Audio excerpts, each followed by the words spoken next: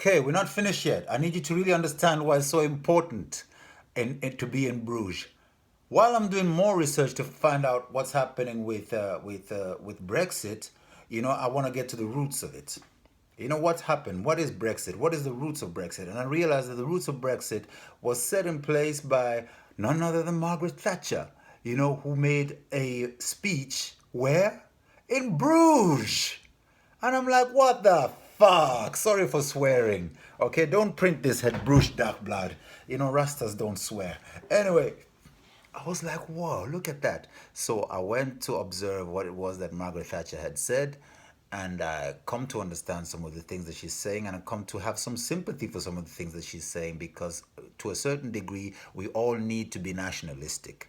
Okay, so my opinion, and some people might not agree with me, but my opinion is that when you hear people being nationalistic, you need to listen. If you hear Belgian people saying that Belgian for the Belgians, you need to listen. For me as a Rastafarian, I know what that means. When I say Africa for the Africans, I know what it means. So I cannot want that for me and not try to understand, why do the Belgians want Belgium to be for the Belgians? Okay, why do the English want England to be for the English? Okay, if we are going to be one world where the borders don't matter and everything, we've got to revisit many of our principles which don't make people feel as though their voice is not being heard. And that's the big problem that we are having in the world. I know maybe some of you don't like that if I talk about Europe or whatever, but it's very important to remember and go back to the drawing board. So that's going to be a huge topic at Zisakudutse to talk about. With Zisakudutse or not, we've still got to talk about it, because it is a big issue. It is not guaranteed that just because you're part of Europe that you're going to solve the problems. You have been part of Europe for a while, and in Africa we've not felt the solution of Europe. In fact, we feel the opposite. Now our children are in slavery in Libya, and they're rushing to Europe.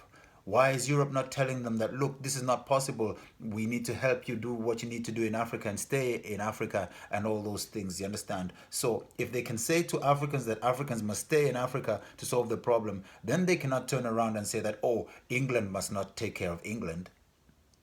You see? This is the reality. I'm sorry to be political, and I hope that some people are not going to say we don't want to support Zisakudutse because of that. But I've got to tell the truth because I really care, and I really care about all people. And I say, let's respect each other, and let's respect why people feel the way they feel, and try to understand why people feel that way. Is the only way we can get rid of racism. And racism is very expensive, for many generations. You understand? And in England, we have a situation where people are saying, we don't care how much it's going to cost. We don't care how bad it's going to be for our economy, as long as we can run our own destiny. And sometimes that's what we need for Africans to be able to say, we don't care what the cost is, as long as we can make Africa move forward. We don't have that. We don't have the people who want to stay in Africa and make Africa work. The only person who's doing that in that sense is me, because I was born in Denmark and I grew up in Denmark, and I can see the sense in it. So that's why I'm doing a walk from Cape Town to Cairo, because I know the importance of doing those things.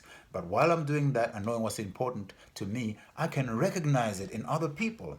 I can recognize it in the English, I can recognize it in the Italians, I can recognize it in the Somalians, I can recognize it in the Ethiopians, I can recognize it in everybody who says that, oh, we want to control our little piece of something. We don't want to be under some big structure like that. We can have a big structure if the big structure understands the small structure. You see? That's Rastafari to me. That's Zisakudutse to be. You see? So, I kind of lost what I wanted to say, but I think I've said what needs to be said, and that's very important. Bruce Dark Blood, please, we can work with you, and please work with us for a better world. We're very happy for your response to us. We're very happy that you are printing this story for us, and we hope that we are going to become bigger than this. But no matter how big we get to be, we will never forget who listened to us first and who supported us first, and we shall be forever loyal with you until the very end.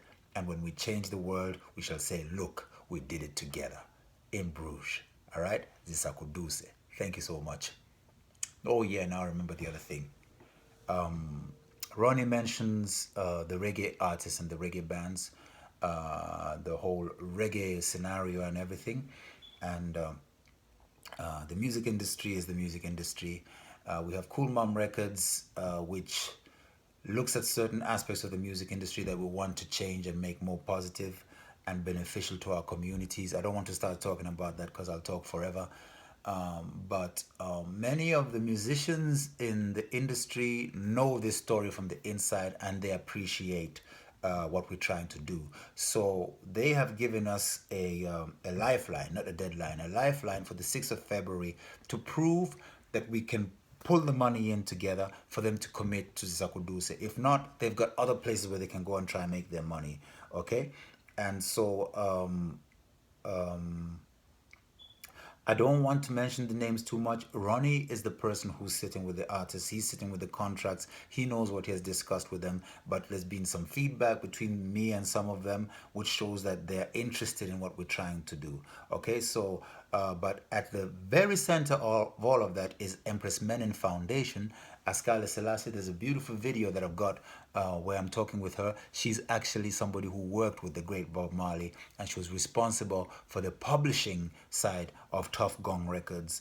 And she says that in the video as well, and she's right at the center of what we're doing. So even if it's not for Zisakudutse, make sure that you either download our music or get a reggae dollar or support Empress Menen Foundation, because she's like a mother to me, which means that she's done 10,000 times more than what I have done. Okay? Trust me. She has met 10,000 more people. All the reggae artists in the world know her, from Anthony B to Ziggy Marley to whoever you may name. They know her. It's Yvonne. Okay? She's right there. She's like that, strong with Bob Marley. You see? So it is very legit, and we are doing it for the right reasons, for the right Rasta reasons is why we're doing this. So, having said that, I would like for other festivals in Belgium and around the world to understand that we are not coming as a commercial competition. Okay, we are coming with the Rasta element, the Rutico element that goes right back to Nyabingi and freedom and all of that. So we're looking at those things. It's a festival that is meant to really bring the message of Rastafari and not necessarily make money out of the context of capitalism.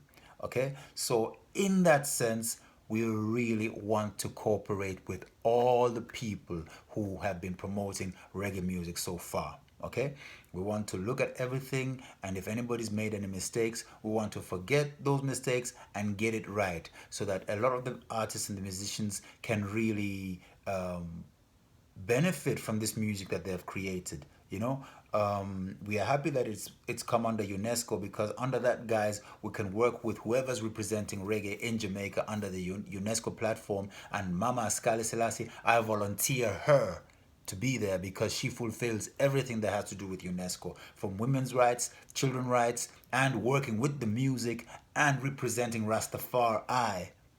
You know, if you see me being eloquent and talking about what I'm talking about, I have been taught by somebody, and that somebody is Mama Askale. Okay? So let's just get things right in the right way. And so let's all just get together and make it work. Like Bob Marley would love for us to come together in this way. So we extend to everybody, from Bob Marley's family to all the festivals around the world, all of them. The only thing we're saying is Zisakudutse. This is our world.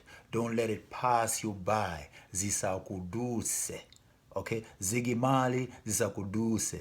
Stephen Marley, Zisakudutse. Julian Kimani, Zisakudutse. Junior Gong, Zisakudutse. Okay? Erica, Zisakudutse. Alright? Aston, Zisakudutse. You see? Mojiba, Zisakudutse. Alright? Every single one of Iron Nile, black, white, brown, yellow, all of us, Buju Banton, Zisakudutse. Alright? Blessed love, Rastafari, Zisakudutse. Hey, Bruce Dark Blood, Stefan van Volkem. Thank you, Belgium. Colonialism started there, and the end of colonialism starts in Belgium. Thank you so much.